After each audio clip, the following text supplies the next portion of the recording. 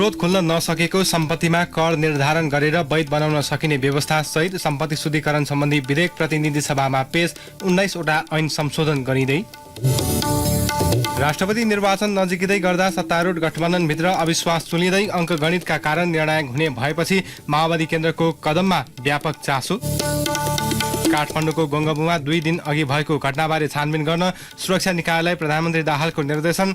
राजधानीमै भएको लुटपाटको घटनालाई गम्भीर रूपमा लिनुपर्ने भनाई। भारत अबको 2 महिनामा विश्वको सबैभन्दा बढी जनसङ्ख्या भएको मुलुक बन्ने राष्ट्रसङ्घको प्रक्षेपण। जनसङ्ख्या 1.40 अर्ब पुग्ने। र आइसिसी लिग 2 अन्तर्गतको त्रिकोणात्मक सिरिजमा स्कटल्यान्डद्वारा नामिबिया 10 विकेटले पराजित। नमस्कार, कान्तिपुर डायरीका साथमा पूजनी र सूरज। समाचार अब विस्तारमा। स्रोत खुल्न नसकेको सम्पत्तिमा कर निर्धारण गरेर वैध बनाउन सकिने व्यवस्थासहित सरकारले सम्पत्ति शुद्धिकरण सम्बन्धी विधेयक प्रतिनिधि सभामा पेश गरेको छ। स्रोत नखुले पनि कर तिरेर त्यस्तो सम्पत्तिलाई वैध बनाउन सकिने गरी सम्पत्ति शुद्धिकरण निवारण तथा व्यावसायिक वातावरण प्रवर्धन सम्बन्धी केही ऐनलाई संशोधन गर्न बनेको विधेयक सरकारले ल्याएको हो। सम्पत्ति शुद्धिकरणसँग सम्बन्धित 19 वटा ऐनलाई संशोधन गर्न सरकारले विधेयक ल्याएको कानून मन्त्री ध्रुव बहादुर प्रधानले बताउनुभयो। यसअघि संसदमा पेश गरिएको विधेयकमा रहेका कतिपय विषय परिमार्जन गरी यो विधेयक तयार गरिएको छ। प्रस्तुत विधेयकलाई संघीय संसदबाट पारित गराई कार्यान्वयनमा ल्याउन सकेको खण्डमा सम्पत्ति शुद्धिकरण निवारण सम्बन्धी नेपालको कानूनी व्यवस्था अन्तर्राष्ट्रिय मापदण्ड बमोजिम हुने भई सम्पत्ति शुद्धिकरण सम्बन्धी कसुर तथा सम्बन्ध कसुरमा प्रभावकारी रूपमा कार्यवाही चलाउन तथा त्यस्ता कसुर निवारणमा समेत थप प्रभावकारिता आउने देखिएकोले सम्पत्ति शुद्धिकरण निवारण तथा व्यावसायिक वातावरण प्रवर्धन गर्न सम्बन्धित विभिन्न 19 वटा ऐनहरूमा संशोधन गर्नको लागि प्रस्तुत विधेयक सदन समक्ष पेश गर्दछु।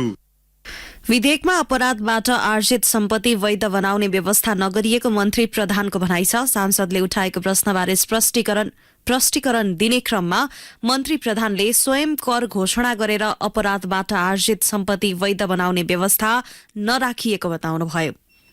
सम्पत्ति शुद्धिकरण वा अन्य सम्बन्ध कसुरमा संलग्न नभएको, करछली सम्बन्धी कसुर पनि नभएको अवस्थामा मात्र स्रोत खुलाउन नसकेको सम्पत्तिको हकमा कर निर्धारण गर्ने व्यवस्था गरिएको हो। स्वयं कर घोषणा गरेर अपराधबाट आर्जित सम्पत्ति वैध बनाउने व्यवस्था गरिएको छैन। कसुर गरेको पाइएमा थप अनुसन्धान गरी पुनः मुद्दा चलाउन सकिने व्यवस्था प्रस्ताव गरिएको छ।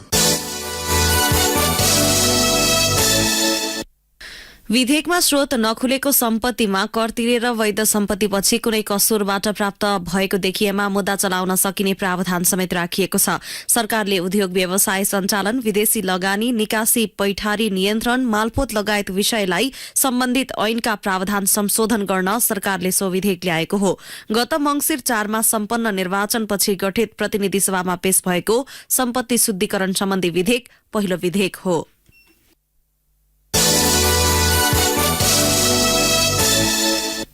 कान्तिपुर डायरीमा अब कान्तिपुर सविस्तार। कान्तिपुर सविस्तार। गत पुस 10 गते तेस्रो पटक प्रधानमन्त्री बनेका माओवादी केन्द्रका अध्यक्ष पुष्पकमल दाहाल नेतृत्वको 7 दलीय गठबन्धनभित्र अविश्वास झाँगिँदै गएको छ। मुख्य गरी राष्ट्रपति निर्वाचनका कारण सत्तारूढ दलबीच उत्पन्न अविश्वासका कारण गठबन्धनको भविष्यमाथि प्रश्न चिन्ह खडा भएको छ। फागुन 13 गते राष्ट्रपति निर्वाचनका लागि मनोनयन मिति तोकिएकाले अब केही दिनभित्र दलहरूले चाल्ने कदमले राष्ट्रिय राजनीतिलाई थप पेचिलो बनाउने नेताहरूले बताएका छन्। सरकारको नेतृत्व गर्दै आएको माओवादी केन्द्रले राष्ट्रपतिका लागि राष्ट्रिय सहमति खोज्ने निर्णय गरेपछि झस्किएको मुख्य सत्तारूढ घटक एमालेका नेताहरूले पछिल्ला दिनमा गठबन्धनको भविष्यमाथि आशंका व्यक्त गरिरहेका छन्। पुस 26 गते संसदमा नेपाली कांग्रेस सहितका 10 दलको विश्वासको मत पाएका प्रधानमन्त्री दाहालले राष्ट्रपतिमा राष्ट्रिय सहमतिको नयाँ बहस थालनी गरेका थिए, जसलाई एमालेका नेताहरूले पुस 10 गते सरकार गठनका लागि बनेको सहमति विपरीत भएको अर्थमा लिएका छन्। एमाले महासचिव शंकर पोखरेल भन्छ, भन्छन्। विगतमै नेकपा एमालेको उम्मेद्वार हुने भन्ने कुरामा सहमति भएकै छ। त्यो उम्मेद्वारका लागि राष्ट्रिय सहमतिको खोजी गर्ने कुरा प्रधानमन्त्रीजीले गर्ने कुरा हामी स्वाभाविक ठान्छौँ। 5 दलीय गठबन्धन भत्किएसँगै प्रधानमन्त्री दाहालले 7 दलीय गठबन्धनको नेतृत्व गर्दै सरकारको बागडोर सम्हालेको 2 महिना पनि भइसकेको छैन। यही बीचमा माघ 13 गते सर्वोच्च अदालतले राष्ट्रिय स्वतन्त्र पार्टीका सभापति रवि लामिछानेको सांसद पद खारेज गरे पश्चात सिर्जित घटनाक्रमसँगै सो पार्टीले सरकारलाई दिएको समर्थन कायम राख्दै बाहिरिएपछि गठबन्धनमा अर्को समस्या देखा पर्यो। त्यसपछि अघिल्लो साता नागरिक उन्मुक्ति पार्टीले सुदूरपश्चिम प्रदेशको सरकारलाई विश्वासको मत नदिएपछि 7 दलीय गठबन्धनको सरकार ढलेर कंग्रेसको नेतृत्वमा प्रदेश सरकार बनेपछि गठबन्धनभित्र अविश्वासको अर्को उदाहरण प्रस्तुत भयो। यसो त माघ 3 गते मन्त्रीमण्डल विस्तारमा असन्तुष्ट सीके राउत नेतृत्वको जनमत पार्टीले अझै चित्त बुझाएको छैन। प्रधानमन्त्रीले आफूखुसी मन्त्रालयको जिम्मेवारी बाँडफाट गर्दा सो पार्टीले करिब 1 साता मन्त्रालयको जिम्मेवारी नै अस्वीकार गर्यो। अहिले राष्ट्रपति र उपराष्ट्रपति निर्वाचन नजिकै जाँदा पनि गठबन्धन भित्रको असन्तुष्टि साम्य भएको देखिँदैन। जनमत पार्टीले बदलिदो राजनीतिक परिस्थिति र लोकतान्त्रिक संविधानको मर्म अनुसार राष्ट्रपति वा उपराष्ट्रपतिमा मधेस मूलको प्रतिनिधित्व आवश्यक रहेको तर्क गरिरहेको छ। सो पार्टीका प्रवक्ता चन्दन सिंहले मधेसलाई उपेक्षा गर्ने कुनै पनि निर्णय आफूलाई मान्ने नहुने बताउँछन्। राष्ट्रिय सहमतिको वातावरण बन्छ भने अति उत्तम हो नि त। त्यो त कसले चाहदैन, त सबैले चाहन्छ। तर के छ भने बीचमा चाहिँ कुनै किसिमको एउटा व्यवधान राखेर काम गर्यो भने त्यो कुनै अर्थ हुँदैन के। ठुलो दलले यसमा चाहिँ पहल गर्नुपर्ने हो।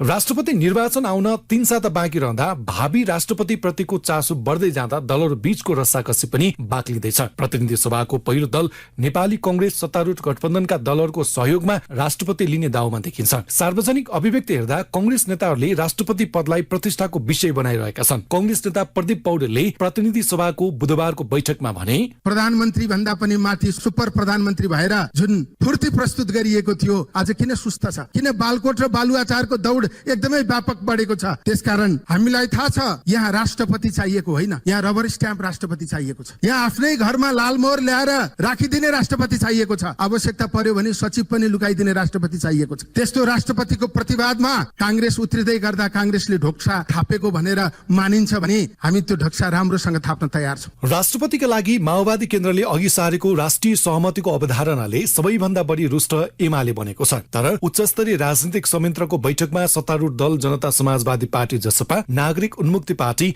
र जनमत पार्टी अनुपस्थितिले उनीहरूप्रतिको अविश्वासलाई झल्काएको छ। 7 दलीय गठबन्धनबाट बनेको सरकार 13 सातामा पुग्नै लाग्दा सरकारलाई समर्थन गरेको नागरिक उन्मुक्ति पार्टी र जसपा सामेल छैनन्। सत्तारूढ दल जसपा अहिलेको सत्ता गठबन्धनसँग सन्तुष्ट देखिँदैन। सो पार्टीले पनि राष्ट्रपतिका लागि राष्ट्रिय सहमति आवश्यक भएको बताएको छ। उपाध्यक्ष अशोक राईले भने, नेकपा एमाले र माओवादी पार्टी दुईटा पार्टीका नेताहरूले जे जस्ता चाहिँ नि उहाँहरूको बीचमा केही डिफरेन्सेसहरू आयो भने, असहमति आयो भने त्यसलाई आपसमा बसेर मिलाएर नेपाली कांग्रेसलाई पनि त्यसपछि सहमतिमा लिइकन जानुपर्छ।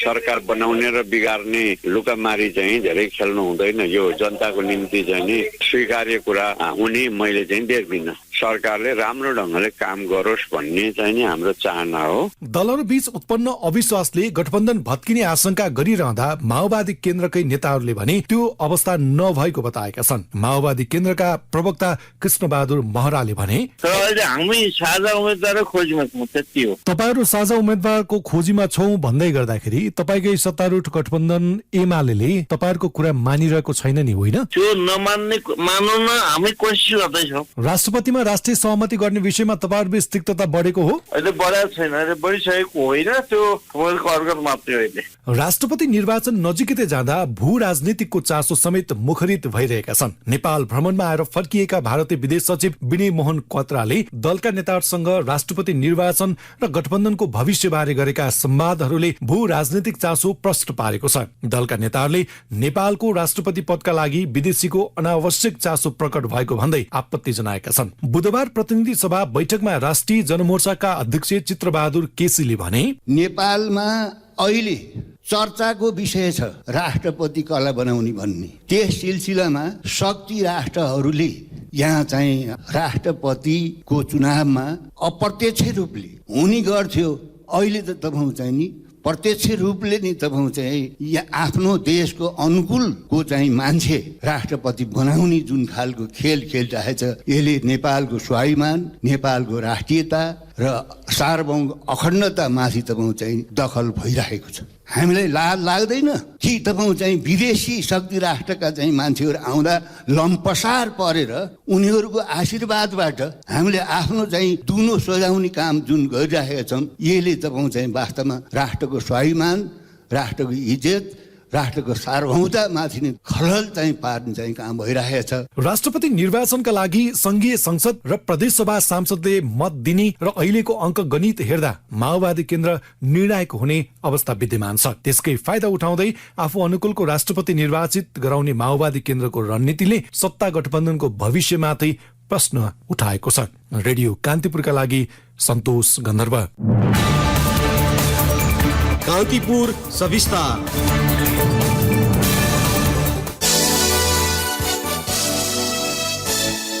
प्रधानमन्त्री पुष्पकमल दाहालले काठमाडौँको गोङ्गबुमा 2 दिन अघि भएको घटनाको छानबिन गर्न सुरक्षा निकायका प्रमुखलाई निर्देशन दिनुभएको छ। सुरक्षा निकायका प्रमुखलाई सिंहदरबारमा बोलाएर प्रधानमन्त्री दाहालले घटनाको छानबिन गर्न र अन्याय परेका सबैले समुचित न्याय पाउने गरी कार्यवाही गर्न निर्देशन दिनुभएको हो।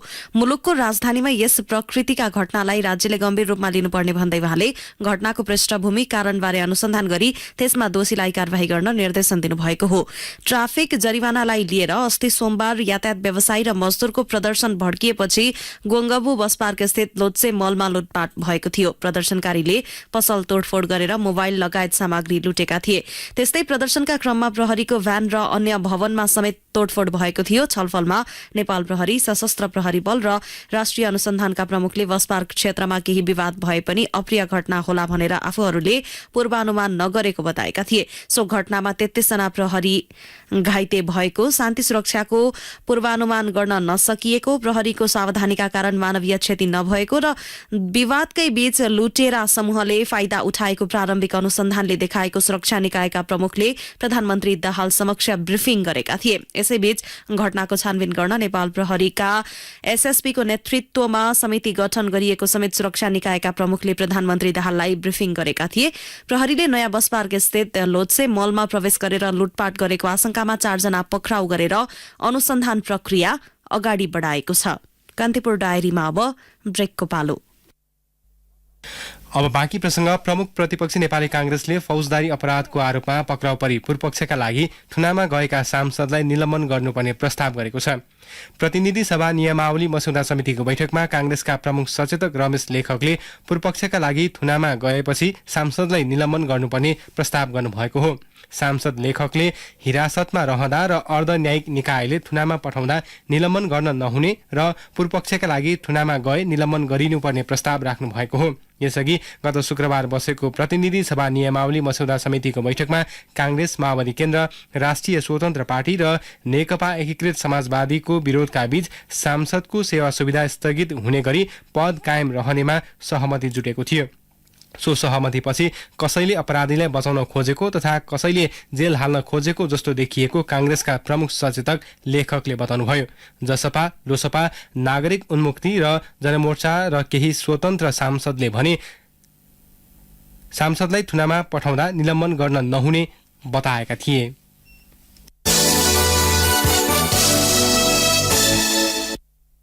प्रतिनिधि सभामा प्रस्तुत गरिने महाभियोग बढीमा 5 महिनाभित्र टुंग्याउने विषयमा दलहरूबीच सहमति जुटेको छ। प्रतिनिधि सभा नियमावली मस्यौदा समिति बैठकमा महाभियोग प्रस्ताव 5 महिनाभित्र किराना लगाइसक्ने गरी प्रावधान राख्न सहमति भएको हो। तर एउटा संसदको कार्यकाल समाप्त भए पनि महाभियोग भने नयाँ निर्वाचित सांसदको स्वामित्वमा जाने बताएका छन्। तत्कालीन प्रधान न्यायाधीश चोलेन्द्र शमशेर जवरा विरुद्धको महाभियोग प्रस्तावमाथि लामो समयसम्म संसदमा छानबिनको प्रक्रिया नलगी निलम्बनको समय बढाउन खोजेको आरोप लाग्दै आएको थियो। आम निर्वाचनको अघि महाभियोग छानबिन समितिको बहुमतले पारित गरेको प्रतिवेदन नयाँ संसदको स्वामित्वको विषयमा विवाद देखिएको थियो।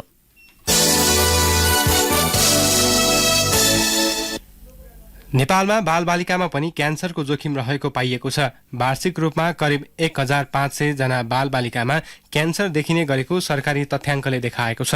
यद्यपि समयमै उपचार गरेमा करिब 70% बालबालिकालाई भने निको हुन सकिने नेपाल स्वास्थ्य अनुसन्धान परिषदले जनाएको छ। कान्ति बाल अस्पताल, पाटन स्वास्थ्य विज्ञान प्रतिष्ठान, भक्तपुर क्यान्सर अस्पताल लगायतका स्थानमा क्यान्सरका बिरामीको उपचार हुँदै आएको छ। त्यस्तै विश्वभर प्रत्येक वर्ष 2,80,000 जना बालबालिकामा क्यान्सर हुने विश्व स्वास्थ्य संगठन WHO को तथ्याङ्क छ। विश्वमा क्यान्सरका कारण प्रत्येक 3 मिनटमा एक बालबालिकाको मृत्यु हुने गरेको छ। यसैबीच जीवन रक्षा तपाईको हातमा नारा सहित आज अन्तर्राष्ट्रिय बाल्यकाल क्यान्सर विरुद्धको दिवस मनाइएको छ। कान्तिपुर डायरीमा अब सप्तरी डायरीको पालो। सप्तरी डायरीबाट अवधेश कुमार झाको नमस्कार। रामराजा प्रसाद सिंह स्वास्थ्य विज्ञान प्रतिष्ठानको निर्माण कार्य ओझेलमा परेको छ। प्रतिष्ठानको पूर्वाधार तयारी विकास समितिका अध्यक्ष डाक्टर रोहित पोखरेलले गत असोज 23 गते राजीनामा दिएको र कार्यकारी निर्देशक डाक्टर रञ्जित झाको गजेन्द्र नारायण अस्पताल राजविराजबाट दोलखा सरुवा भएपछि कार्यालय अहिले करारका कम्प्युटर अपरेटर नीतू कुमारी दासको भरमा चलेको छ भने प्रतिष्ठानको निर्माण स्थल राजविराज 10 बिरौल स्थित जग्गा खेल मैदानमा परिणत भएको छ। 2075 साल पुस 16 गते नेपाल सरकारले रामराजा प्रसाद सिंह स्वास्थ्य विज्ञान प्रतिष्ठान स्थापना गर्ने निर्णय गरेको थियो। साताअघि सप्तरी जिल्लाको प्रहरी प्रमुख भएर आएका प्रहरी उपरीक्षक नरेन्द्र कुमार कार्कीले अपराध नियन्त्रण र शान्ति सुरक्षा प्रत्याभूतिमा कुनै सम्झौता नहुने बताउनु भएको छ। जिल्ला प्रहरी कार्यालय सप्तरीमा आज आयोजित परिचयात्मक कार्यक्रममा प्रहरी उपरीक्षक कार्कीले संगठनले निर्धारण गरेको कार्यसूची अनुसार काम गर्न र सञ्चारकर्मीलाई सहज रूपमा सूचना उपलब्ध गराउन आफू प्रतिबद्ध रहेको बताउनुभयो।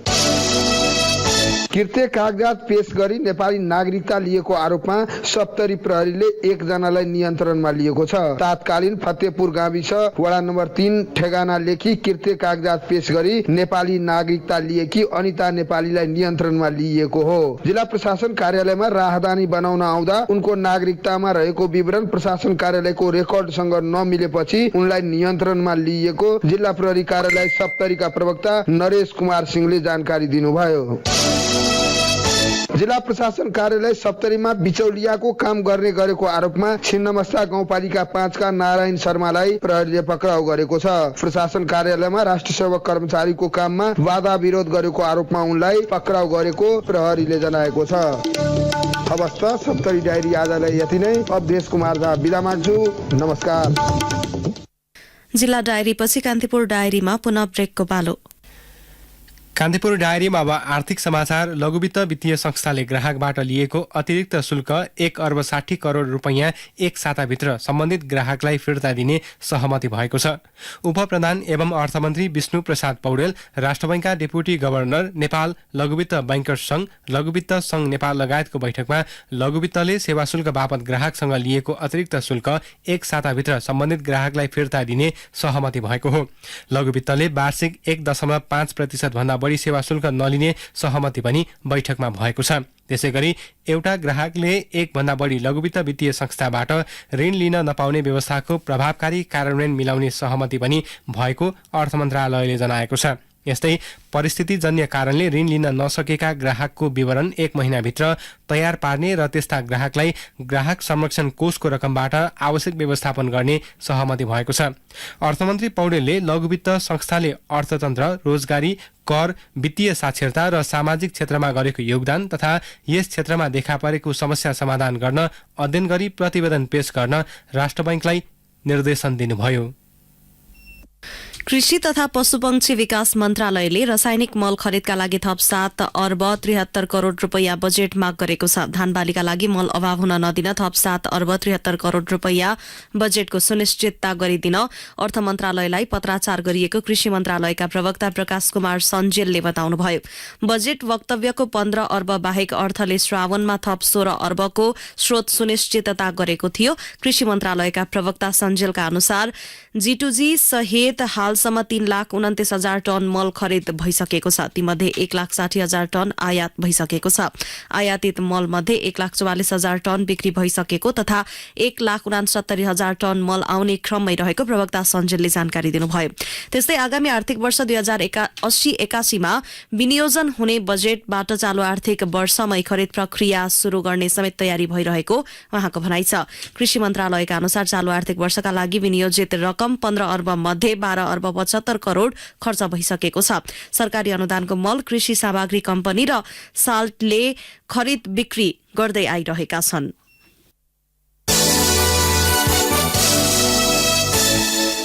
अब अन्तर्राष्ट्रिय समाचार। भारतको अबको 2 महिनामा विश्वको सबैभन्दा बढी जनसङ्ख्या भएको मुलुक बन्ने राष्ट्रसङ्घले प्रक्षेपण गरेको छ। भारतको जनसङ्ख्या आगामी 2 महिनामा 1 अर्ब 40 करोड़ पुग्ने अनुमान गरिएको हो। भारतीय जनसङ्ख्या आगामी अप्रिलमा चीनको भन्दा बढी हुने राष्ट्रसङ्घको प्रतिवेदनलाई उद्धृत गर्दै बीबीसीले जनाएको छ। भारत सरकार आफैसँग भने मुलुकको जनसङ्ख्याको यकिन तथ्याङ्क छैन।